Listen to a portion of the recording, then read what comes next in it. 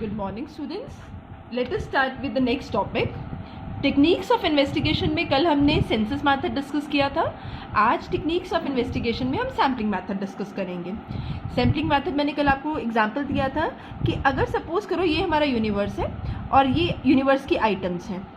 जब हम पूरी आइटम से डाटा कलेक्ट करते हैं that is called census method. But suppose करो इसमें से मैंने 1, 2, 3, 4 4 आइटम्स निकाल के सिर्फ इनका डाटा कलेक्ट किया है तो इसे सैम्पलिंग मेथड कहते हैं. This I have already told you in the last class. Sampling method means it is a technique of collecting data from few items of the universe selected as a sample. We don't take all universe for investigation. Rather, we select certain items and these items represents the universe. So this is called sampling method of collecting data. Under census, what we were doing? We were collecting data from each and every item of the universe. ये हमारा universe है. अगर एक item से data collect करते हैं तो census limited number of item से डाटा कलेक्ट करते हैं तो that is called as sampling method. That is called as sampling method. Now कल हमने उसके बाद सेंसस की मेरिट्स और डीमेरिट्स डिस्कस कर ली थी. सबसे बड़ी डीमेरिट तो यही थी कि census can not be use when the area of investigation is large.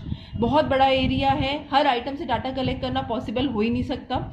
And sampling method अगर एरिया लार्ज है तो मोस्ट सुटेबल है क्योंकि सैम्पलिंग में हमें कुछ आइटम्स को सिलेक्ट करना है और ये पूरे यूनिवर्स को रिप्रेजेंट करेंगे. Now let us proceed with the merits and demerits of census and sampling method. हम मेरिट्स और डीमेरिट डिस्कस करेंगे इस मेथड की. First one, merits of sampling method: reduce cost. अब जितनी भी एडवांटेजेस हम लोग डिस्कस कर रहे हैं that are in comparison to census method. The cost of collecting data under sampling method is less than that as compared to census method, because under census method each and every item of the universe is to be selected, whereas in sampling method certain items of the universe are selected. Time ज़्यादा, cost ज़्यादा. Sampling method में items कम, इसलिए cost of collecting data will also be less. Second one is greater speed. Speed of collecting data ज़्यादा होगा because certain items are to be investigated. Again, it is interlinked point because items are less, so cost is less and speed is more. हमें जल्दी data collect हो जाएगा. क्यों? Because item जिनसे आपको data collect करना है वो लिमिटेड है. The speed of collecting data will be more. Next one, greater accuracy. In case you want to cross confirm the details from the items being selected, it is possible because there are few items, they can be investigated again, they can be cross questioned again. So speed, accuracy, cost सब कम होगी because items कम है. But ये simple rule है, लोग ज़्यादा to be investigated, cost ज़्यादा, speed कम. लोग कम होंगे तो कॉस्ट कम, स्पीड ज़्यादा होगी, एक्यूरेसी ज़्यादा होगी. बिकॉज अगर लिमिटेड आइटम्स हैं उनको इन्वेस्टिगेट करना, हैंडल करना हमेशा ईजी रहता है. Next one is convenience. Administer करना और उसको कन्वीनियंटली हैंडल करना भी पॉसिबल है. आइटम्स कम है तो कन्वीनियंस भी है. कन्वीनियंस इसलिए because number of items are limited, so they can be conveniently handled. Administration करना उसकी ईजी है, उसको एडमिनिस्टर करना, रिकॉर्ड करना सब ईजी हो जाएगा because number of items are limited. So these are the merits. इसमें एक और ले सकते हैं, detailed inquiry is possible. Detailed inquiry is possible. मुझे डिटेल्ड इंक्वायरी क्यों? मैंने ऑलरेडी आपको बताया, all the merits are inter related one to another and another. ये कीप ऑन लिंक है, इसे आपस में लिंक्ड है. कैसे? सैम्पल्स जब आपने कम सिलेक्ट किए, 4 सिलेक्ट किए 100 में से, तो 4 को इन्वेस्टिगेट करना भी ईजी होगा. जब 4 है तो कॉस्ट कम होगी, 4 है तो स्पीड ज़्यादा होगी. 4 से इंफॉर्मेशन कलेक्ट करना ज़्यादा एक्यूरेसी से कलेक्ट किया जा सकता है, क्रॉस क्वेश्चन बार बार किया जा सकता है. इसके डाटा को हैंडल करना कन्वीनियंट होगा और इसमें डिटेल्ड इंक्वायरी कैरी ऑन की जा सकती है because the items are limited. So detailed inquiry can be conducted on the sample being selected item. So which is these all merits are not possible, these all cannot be done in case you are following the census method. Merits cannot be enjoyed in case you are following the census method, because there the number of items to be investigated are large, whereas in sampling method the number of items to be investigated are less. Now next one, demerits. Every method has merits as well as demerits. First one, 100% accuracy आ ही नहीं सकती. Simple, अगर हम data census से collect करते हैं, each and every item को record करते हैं 100% एक्यूरेसी, बिकॉज हमने यूनिवर्स की कोई भी आइटम नहीं छोड़ी है. सैम्पलिंग मेथड में क्योंकि हमने सारी आइटम्स कवर नहीं की हैं, they are only certain items which are being selected for conducting the investigation. So data thus collected from these limited items will not provide you with 100% accuracy in the investigation. So 100% accuracy is not possible in sampling technique. Next one, lack of representative. हमें ये select करना बहुत मुश्किल हो जाता है कि जो आपने आइटम सिलेक्ट की हैं क्या वो पूरे यूनिवर्स को रिप्रेजेंट कर रही हैं. तो रिप्रेजेंटेटिव्स जो पूरे यूनिवर्स को रिप्रेजेंट करेंगे उनको सिलेक्ट करना बहुत मुश्किल है. तो रिप्रेजेंटेटिव आइटम्स को सैम्पल सिलेक्ट करना अपने आप में it's a complex task. So lack of representative, sometimes after an investigation you find many of the characteristics of the universe were not included, that were not found in the sample items. So universe की 100% representatives find out करना भी मुश्किल है. Then again it is the task of experts. Experts can only select the right kind of sample for investigation. अगर sample selection wrong होगा तो उसके basis पे निकाली गए जो रिजल्ट्स होंगे वो भी रॉन्ग होंगे. सो इन्वेस्टिगेशन के रिजल्ट्स कैसे होंगे वो डिपेंड करता है कि आपने सैम्पल कैसे सिलेक्ट किए हैं. Next one, biasness in selecting sample. Biasness in selecting sample. Sometimes the investigator while selecting the sample maybe he is biased.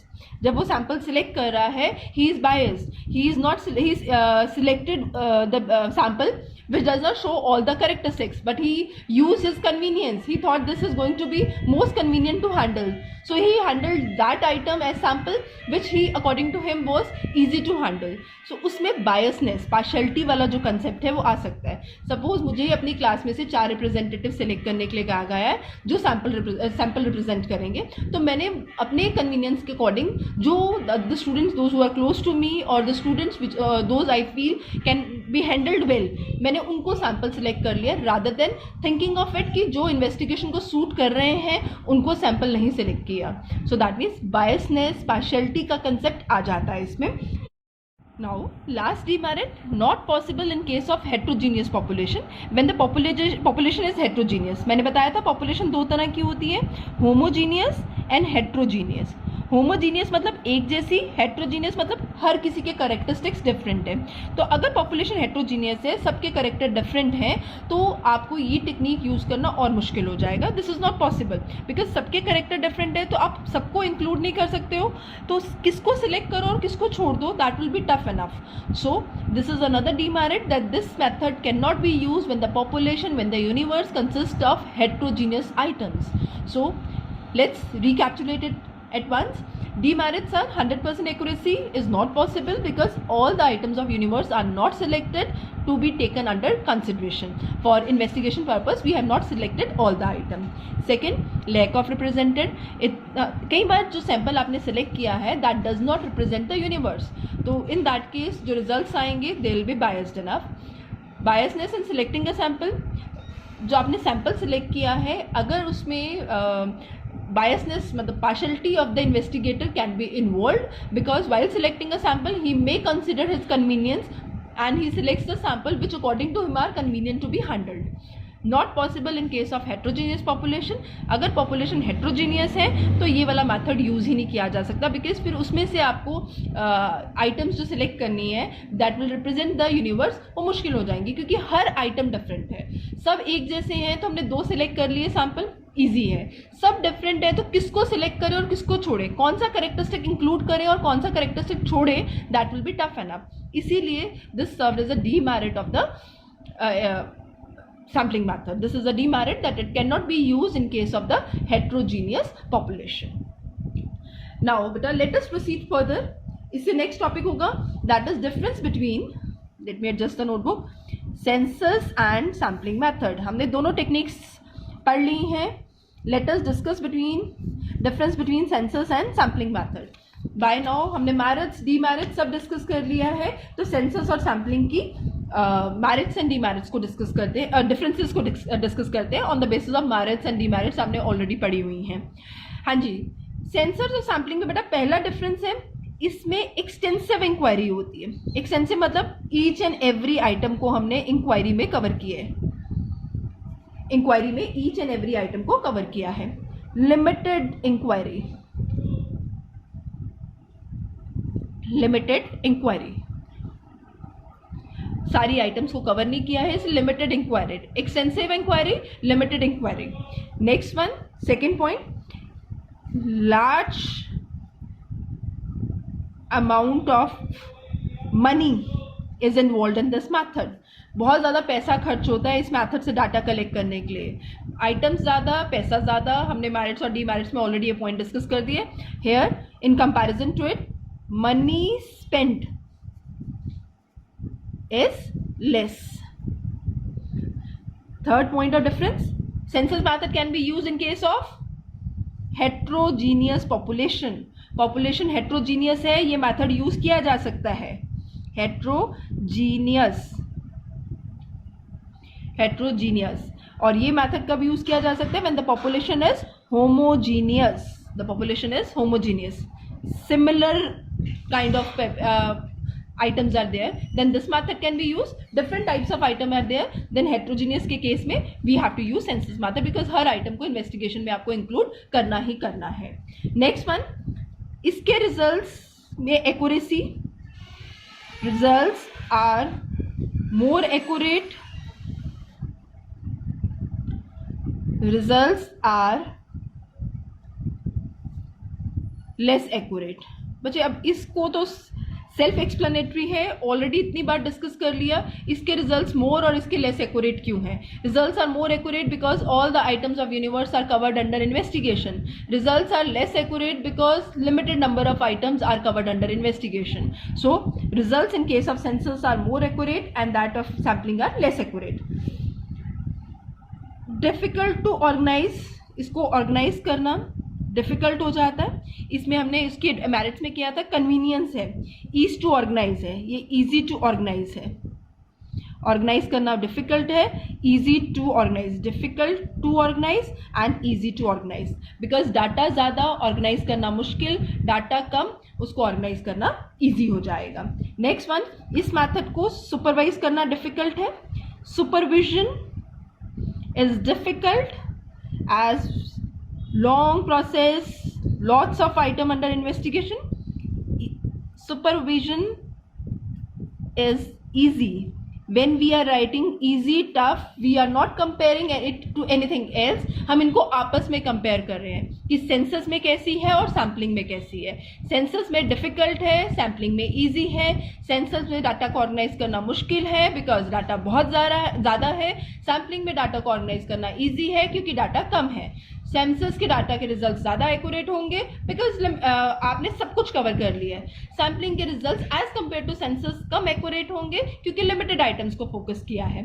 Census में पॉपुलेशन होमोजीनियस हो या हेट्रोजीनियस हो कोई फर्क नहीं पड़ता क्योंकि सबको कवर करना है. सैम्पलिंग में अगर हेट्रोजीनियस है तो उसको हैंडल करना मुश्किल हो जाता है, तो इसलिए होमोजीनियस के केस में हम सैम्पलिंग यूज़ कर सकते हैं. सेंसस में टाइम कॉस्ट मनी ज़्यादा, सैम्पलिंग में टाइम कॉस्ट एंड मनी कम होगी. Next one, last point, cross verify. Census को क्रॉस वेरीफाई करना ऑलमोस्ट इम्पॉसिबल है बिकॉज सारी की सारी इन्वेस्टिगेशन दोबारा से करनी पड़ेगी. इसको क्रॉस वेरीफाई इजीली कर सकते हैं. Limited items are being taken into consideration, so cross verify is easy. अगर सपोज करो एरर हो भी जाता है, there is some error that is being seen in the investigation, it can be cross check by investigating these items again because there are limited number of item. But in case of census method, cross verification means you need to conduct the investigation again, because every item need to be checked again for checking the data's verification. So उसमें cross verify करना it becomes tough, because it means taking this round again. Whereas in sampling, that certain items were being selected, you can cross verify them as number of time as you want for the convenience. It can be conveniently handled off. So cross verification tough in case of sensors and easy in case of sampling. So with this sensors और sampling method complete हो गया हमारा. हमने techniques of investigation में दो techniques पढ़ी हैं. One is called census method and other one is called sampling method. Now next topic is better, what are the factors affecting size of sample. ये तो देख लिया कि हमने सेंसस यूज करना है या सैंपल यूज करना है. कौन से फैक्टर्स है जो डिसाइड करते हैं कि साइज ऑफ सैंपल कैसा होगा? What are the factors that decides the size of sample? First one is size of population. Size of population, जितनी पॉपुलेशन ज्यादा होगी, एरिया ऑफ इन्वेस्टिगेशन ज्यादा होगा, उतने सैंपल ज्यादा सिलेक्ट होंगे. जितना एरिया ऑफ इन्वेस्टिगेशन छोटा होगा, उतने सैंपल्स कम सिलेक्ट होंगे. तो that means size of population decides the what will be the size of the sample. Sample कितना बड़ा होगा, कितनी आइटम्स को सैम्पलिंग में लिया जाएगा, वो पॉपुलेशन डिसाइड करती है. कम लोग, सैंपल कम होंगे. पॉपुलेशन बहुत ज़्यादा है तो सैंपल एटलीस्ट आपको इतने तो लेने पड़ेंगे ना, ताकि पूरी पॉपुलेशन को रिप्रेजेंट करें. तो साइज ऑफ पॉपुलेशन डिसाइड्स कि number of samples that will be taken for investigation purpose. Second one is degree of accuracy. Degree of accuracy required. अब ये भी देखना पड़ेगा कि आपका इन्वेस्टिगेशन का पर्पस क्या है. अगर आपको higher degree of accuracy required है तो ज़्यादा आइटम्स को आप सैंपल सेलेक्ट करोगे. अगर एक्यूरेसी इतनी ज़्यादा 100% नहीं रिक्वायर्ड है तो कम नंबर ऑफ आइटम्स पे भी इन्वेस्टिगेशन किया जा सकता है. So degree of accuracy decides कि कितने आइटम्स को हम सैंपल सिलेक्ट करेंगे. Higher degree of accuracy required, more sampling units will be selected, and in case accuracy is not required too much extent तो हम कम आइटम्स पे भी इन्वेस्टिगेशन कर सकते हैं. Next one, nature of study. Very important point, nature of study. Nature of study. बच्चे, study दो तरह की होती है, इंटेंसिव और दूसरी होती है एक्सटेंसिव. पहली होती है इंटेंसिव और दूसरी होती है एक्सटेंसिव. अब नेचर ऑफ स्टडी कैसी है? अगर तो इंटेंसिव और कॉन्टिन्यूस स्टडी करनी है तो लिमिटेड आइटम्स को हम इन्वेस्टिगेशन पर्पस के लिए सिलेक्ट करेंगे. बार बार हमें ये काम करना है तो हम लिमिटेड आइटम्स को इन्वेस्टिगेशन के लिए सिलेक्ट करेंगे. लेकिन अगर आपको एक्सटेंसिव और अनरिपीटेड इन्वेस्टिगेशन करनी है, आपको बार बार नहीं करनी है, it's not in continuous nature, एक बार करके खत्म करना है, तो more items can be taken. दोबारा से, investigation is of two type, intensive investigation और एक्सटेंसिव इन्वेस्टिगेशन. इंटेंसिव मतलब आपको ये काम बहुत ज़्यादा डीप में नहीं करना और आपको ये काम बार बार करना है, तो आप नंबर ऑफ आइटम्स जो सिलेक्ट करेंगे वो लिमिटेड सिलेक्ट करेंगे. लेकिन अगर आपको एक ही बार complete investigation, detail information required है, एक्सटेंसिव मतलब डिटेल्ड इन्फॉर्मेशन रिक्वायर्ड है, तो हम ज़्यादा आइटम्स को सैंपल के लिए यूज़ करेंगे. एक्सटेंसिव मतलब डीप स्टडी. इंटेंसिव मतलब हमें स्टडी करनी है, नॉट टू दैट डेप्थ, ऊपर ऊपर से करना है कि हाँ खत्म किया कि हमने सब कुछ कवर कर लिया, इन्वेस्टिगेशन कर ली. That intensity is not required to be very deep. तो हम लिमिटेड नंबर, अगर इंटेंसिव है तो लिमिटेड, और अगर एक्सटेंसिव है तो more number of items will be selected, more to be selected. So next point is respondent nature. अगर आपके रिस्पोंडेंट इजी गोइंग है, sorry I suppose it's not visible, let's shift to the next point. Respondents nature, last characteristic is respondent nature. That was not visible. Respondent nature. अगर respondent easy to handle हैं, they are easy to handle, we can have more samplings, more samples. more samples, sorry, we can have more samples. In case respondents are difficult to handle, they are pretty difficult to handle, so we will have always limited number of samples, limited number of samples. So respondent की nature है जो decide करेगी कि आपका sample कितने होंगे, कितनी units को हम सैम्पल के अंडर सैम्पलिंग टेक्निक में कंसिडर करेंगे. अगर तो इजी गोइंग नेचर है, they can be conveniently handled of well, तो we can have more samples. But in case their nature is difficult to be handled, they are pretty difficult to be handled of, उनके tantrums ज़्यादा हैं, बहुत मुश्किल है उनसे information निकलवाना, तो हम लिमिटेड नंबर ऑफ सैम्पल्स को सिलेक्ट करेंगे ताकि we can deal with them in a better way. So these are the basic factors which affect the sampling technique. हमने टॉपिक डिस्कस किया था factor affecting the size of sample, sorry sampling technique नहीं, size of sample. ये factors consider करते हैं जब हमने size of sample select करना है. हमने साइज ऑफ सैंपल सेलेक्ट करते हुए क्या देखना है, पॉपुलेशन का साइज क्या है, डिग्री ऑफ एक्यूरेसी रिक्वायर्ड कितनी है, नेचर ऑफ स्टडी कितनी है, और next one is nature of respondent. आपके जो रिस्पोंडेंट है, जो रिप्लाई देने वाले हैं, उनकी नेचर कैसी है, ये डिसाइड करेंगे कि हमारा size of sample, topic was size of sample क्या होगा, हमने कितनी यूनिट्स को सैंपल में सिलेक्ट करना है, ये डिपेंड करेगा इन सब फैक्टर्स पे. I suppose by now it must be clear what are the factor affecting the size of sample. Again recapitulate, size of population, second population ज़्यादा, सैंपल ज़्यादा, पॉपुलेशन का साइज कम, सैंपल्स कम. डिग्री ऑफ एक्यूरेसी ज़्यादा, अगर accuracy ज़्यादा चाहिए तो ज़्यादा सैंपल्स लेने हैं, एक्यूरेसी कम चाहिए तो कम सैंपल लेने हैं. ये डिपेंड करता है बेटा कि हम इन्वेस्टिगेशन किस पर्पस के लिए कर रहे हैं और हमारी कितनी % एक्यूरेसी से इन्वेस्टिगेशन कंप्लीट हो सकता है. हमें 30-40% इन्वेस्टिगेशन में अगर एक्यूरेसी आ जाएगी चल जाएगा, तो दैट मीन्स हम लिमिटेड नंबर ऑफ आइटम्स पे इन्वेस्टिगेट कर लेंगे. हमें परसेंटेज ऑफ एक्यूरेसी जो 100% रिक्वायर्ड है, तो ज़्यादा यूनिट्स को सैंपल सेलेक्ट करना पड़ेगा. Next is nature of study, intensive करनी है, बार बार इंटेंसिव भी करनी है और बार बार ये इन्वेस्टिगेशन करते ही जाना है, तो हम कम आइटम्स को सिलेक्ट करेंगे. एक ही बार करना और एक्सटेंसिव करना है, मतलब सब चीज़ें कवर होनी चाहिए, तो दैट मीन्स हम कौन सा मेथड यूज कर, साइज ऑफ सैंपल बड़ा ले लेंगे. And last one is respondent की नेचर कैसी है, easy to handle, difficult to handle. Easy to handle है तो more samples, difficult to handle है तो less sample. With this we finish up with the topic factor affecting the size of the sample. Next topic will proceed with the next class.